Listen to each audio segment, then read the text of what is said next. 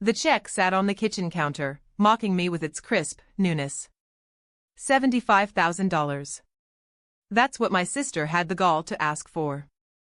$75,000 of our mother's inheritance, not even a year after she was gone, earmarked for a wedding. My wedding was supposed to be next spring, the quiet affair Mom and I had always talked about, a simple celebration with close family. Now, the deposit on the venue felt like a phantom limb, a dream I could no longer afford. And then came the lawsuit. A formality, my sister's lawyer called it. A way to ensure everything was fairly distributed. Fair. The word tasted like ash, like dust motes dancing in a sterile courtroom. Mom had been meticulous. Everything was laid out in her will, a testament to years of careful planning and a desire to ensure her children were looked after. There were specific bequests for each of us, and the remainder was to be split evenly. My sister, Sarah, always the charmer, the one who could spin gold from straw and guilt from kindness, had swooped in a few weeks after the funeral. She'd presented this proposal, this request, to me and the executor, who happened to be our uncle, a man who adored Sarah and saw her as the fragile flower needing constant protection. He'd always deferred to her, a habit formed over decades of admiring her seemingly effortless grace. "It's just for the wedding, you know," she'd said, her voice a soft tremor, her eyes glistening with unshed tears that never quite fell. The gesture was perfectly timed, perfectly executed. Mom would have wanted me to have the most beautiful day. And honestly, the wedding costs are just astronomical these days. It's an investment in starting my new life, building a foundation. She'd strategically avoided mentioning that her fiancé, Mark, had a substantial trust fund of his own, a fact readily known to anyone who'd bothered to ask. The wedding itself was shaping up to be an extravagant affair that would likely cost more than $75,000, a fact she'd artfully concealed. Uncle John, bless his oblivious heart, had been swayed. He'd nodded along, his brow furrowed with sympathetic concern for Sarah's supposed plight. He'd even suggested, with a paternalistic air, that perhaps I would want something similar for my own wedding, implying I was being difficult by not immediately agreeing to Sarah's demands. I tried to explain. I tried to reason. I pointed out, as gently as I could, that Mom's will made no provisions for lavish wedding expenses, that the money was meant for security, for future needs, not for a single day's celebration. Sarah just looked at me, her expression shifting from wounded to subtly accusatory in a blink of an eye. "So, you don't think my happiness is important? You begrudge me this one thing after Mom's gone?" The silence that followed was heavy, thick with unspoken accusations. The lawsuit was the final insult. It wasn't about the money, not really. It was about the assertion of control, the blatant disrespect. She was suing me to enforce her claim, to force my hand. The legal paperwork felt alien and wrong, a weapon drawn against a sibling. The thought of fighting her, of dragging Mom's memory through the mud of courtrooms, made me physically ill. The image of Mom's smiling face on her funeral program flashed in my mind, a stark contrast to the ugliness that was unfolding. But the alternative, letting her decimate a significant portion of my inheritance for her party, felt like a betrayal of Mom's wishes and a surrender of my own dignity. It felt like letting Sarah win, letting her rewrite Mom's legacy to suit her immediate desires, parading her manufactured hardship while I silently bore the financial sting. I spent a sleepless week staring at the ceiling, the words of lawyers and the whispers of judgment echoing in my head. The sterile language of legal briefs seemed a world away from the warmth of our home, from Mom's gentle presence. Mom always said, "Choose your battles, but when you choose one, win it cleanly." I wasn't looking for a fight, but I couldn't let this stand. I couldn't let Sarah rewrite Mom's legacy to suit her immediate desires, parading her manufactured hardship while I silently bore the financial sting. The concept of winning cleanly felt elusive, tainted by the very nature of the conflict. The turning point came during a tense, stilted phone call with Uncle John. He was clearly uncomfortable, his voice strained, as if speaking through a thick layer of gauze. "Look, the lawyer's advice is to settle. It'll be less messy for everyone. Less messy for him.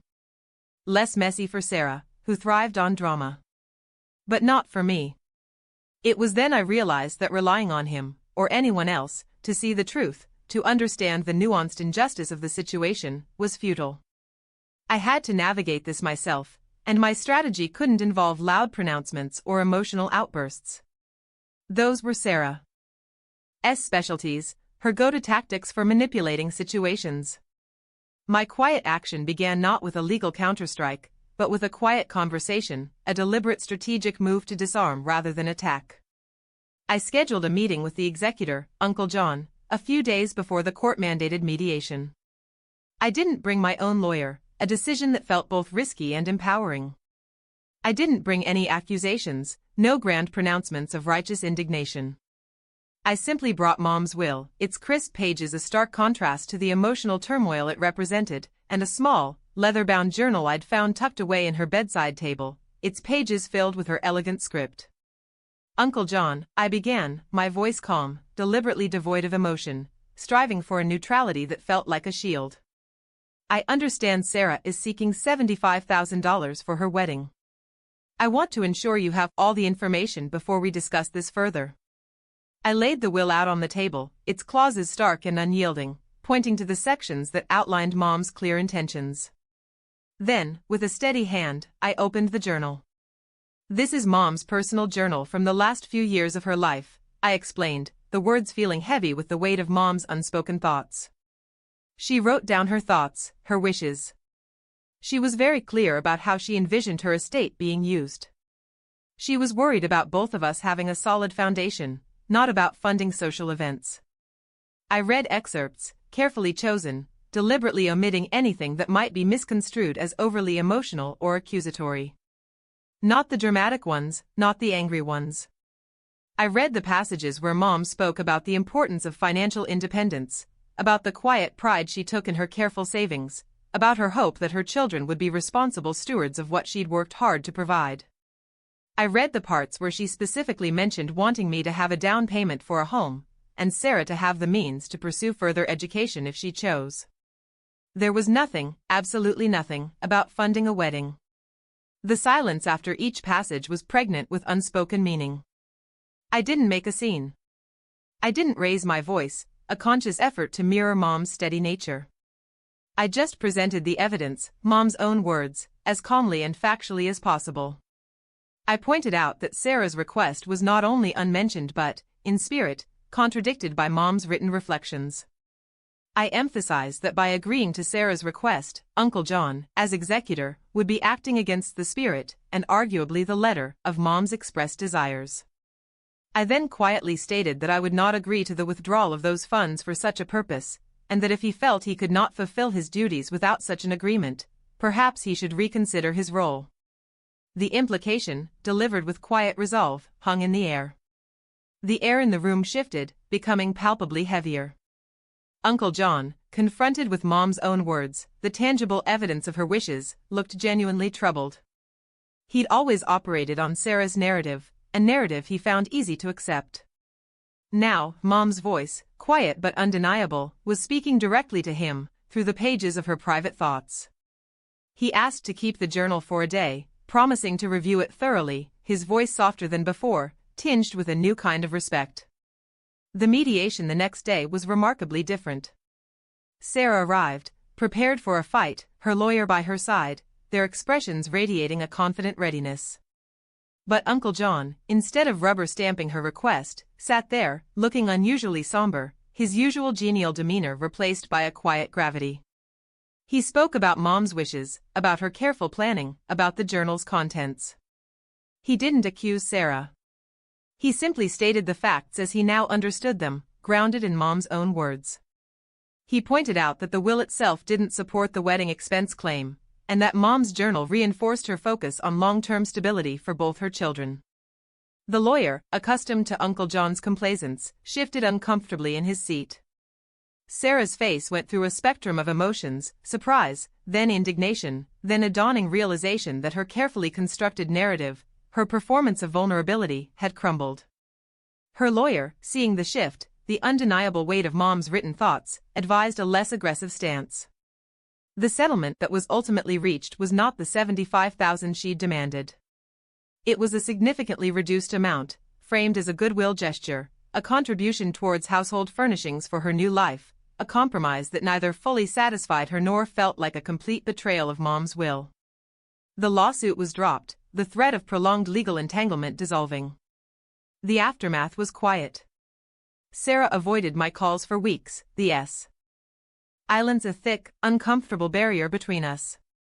When we did speak, it was strained, polite on the surface, but with an underlying tension that made conversation feel like walking on thin ice. She never explicitly apologized, never admitted she was wrong, a silence that spoke volumes about her inability to acknowledge fault. But the triumphant swagger, the air of entitlement, was gone, replaced by a subtle defensiveness, a guardedness that hadn't been there before.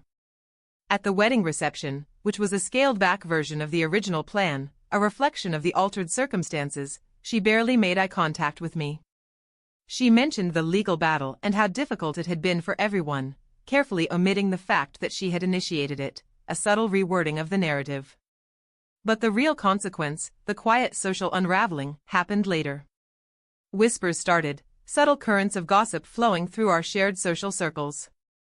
Friends of Mom's, hearing about the dispute and the eventual compromise, began to see Sarah's actions in a different light. The image of the grieving daughter needing financial support for a wedding began to fade, replaced by something less flattering, someone entitled, someone who tried to leverage a parent's death for personal gain. Uncle John, humbled by the experience, made small, awkward attempts to bridge the gap between us, his apologies soft and infrequent, but the trust was fractured. He'd been too easily swayed by Sarah's performance, her carefully crafted persona. I didn't gloat. I didn't bring it up, not directly. I just lived my life, eventually managed to reschedule my own modest wedding, a day filled with quiet joy and genuine connection, and focused on building my own future. The emotional justice wasn't in Sarah's public humiliation, a desire I never truly harbored, but in the quiet erosion of her self-righteous narrative. It was in the subtle shift of perception, the dawning realization by others that entitlement, no matter how charmingly presented, eventually reveals itself. Sometimes, the most profound consequences are not the loudest, but the ones that settle in the air, unseen, changing the atmosphere forever.